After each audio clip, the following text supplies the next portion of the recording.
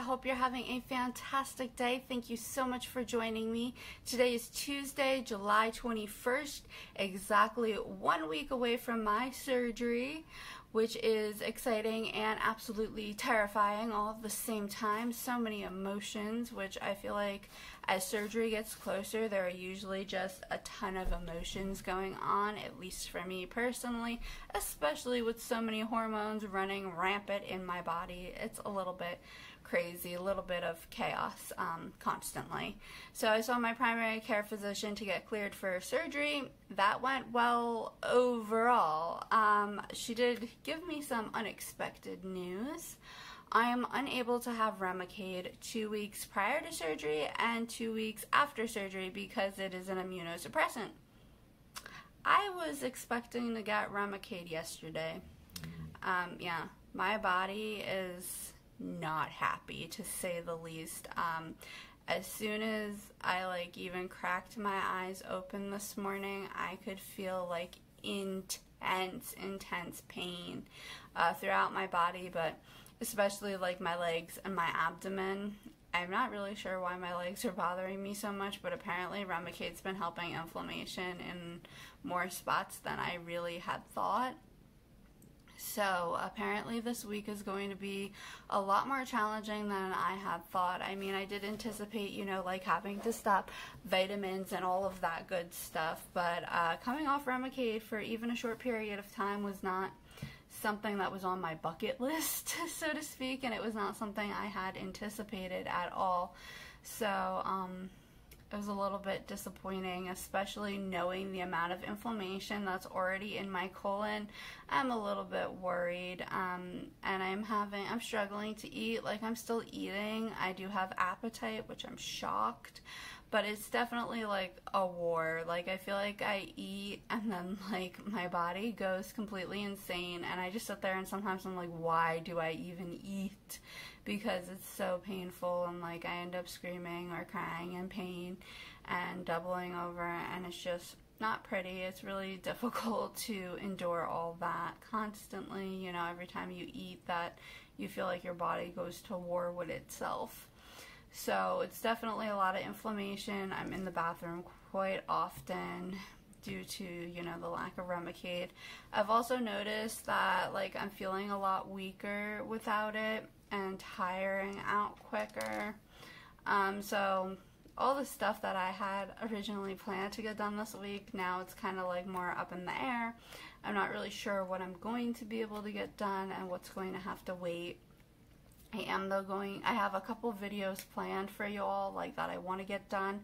I want to really get done what I'm packing / bringing to the hospital, and then my after surgery essentials, and kind of show you different setups that I have that I'm working on, because I'm trying to make things as easy and accessible as humanly possible, just to make it easy to get around in my room and to have kind of everything at my fingertips that I'm going to need. I'm even going to have a little craft box for if I feel up to doing stuff, that I have an option, to stay in bed and rest but kind of keep my hands moving, because I feel like that's always a good thing for arthritis and stuff of that nature. They say moving and using your fine motor skills as much as you can is definitely a positive thing, because that's kind of exercising almost the joints. So I'm going to kind of walk you guys through all that. I've been doing a lot of prep, so hopefully it pays off. And then I got this really bizarre phone call earlier, right? So I pick up the phone, and this lady is borderline yelling at me that I missed my appointment. I was like, what appointment are you even talking about? Apparently, somebody scheduled me for an appointment at a facility 3 hours away and never told me. And she was like, you were supposed to be here at 11. And it was I don't know, 11:15. She was getting all upset. And I was like, look, I didn't even know I had an appointment. Nobody even told me. So, long story short, it's for anesthesiology. So, PA anesthesiologist, so physician assistant anesthesiologist, is going to be calling me Friday to go over everything, because she started going over stuff and then she's like, I don't actually have everything I need in your chart uploaded or with me. And kind of in my head I went, okay, that's fine, but if I had made the 3-hour trip and then you told me you didn't have everything, that would have been a little bit of a problem. I would have been quite annoyed. And then, like, she was asking me, like, questions that I didn't have, like, the answers in front of me. Like, I know some of my meds off the top of my head. A lot of them have changed, so I need my med list to double check myself, double check dosing, and I don't want to give the wrong information.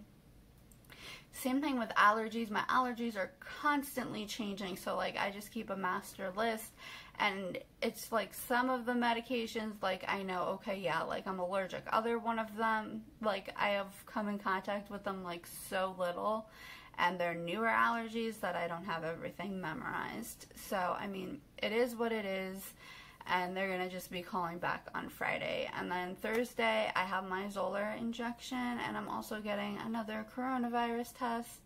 So that'll get out of the way, and at least I don't have to go all the way up to Albany to do it. So I'm super happy about that.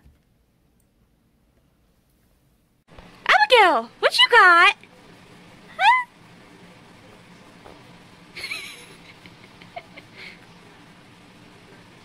What do you think? You're like, I'm so tired, but I want to play.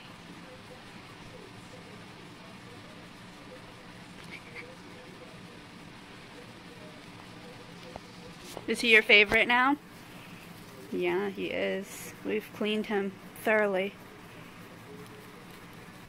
My apologies if you hear the air conditioner running in the background. Sorry if it's loud, but it is extremely hot and I don't want to end up passing out. So my doctor ended up running the hormone levels again just to see how many hormones like the tumor is throwing off. In my head, I was just kind of anticipating them leveling out a little bit. Not like going down, but like remaining the same was kind of my thought process because of all the medications I'm on. They actually more than doubled, so I was extremely surprised with that. And that does obviously raise some red flags and some questions in my head. Thus far, though, it does not look like it will affect surgery. It might affect, I guess, how surgery is done. It is looking more and more like it could be an open surgery, but I won't know anything for sure until I get there, basically. I don't think she's ever letting go. Look at this. Oh my gosh. Oh my goodness, you moved. Wow. Oh, check out the bunny, huh?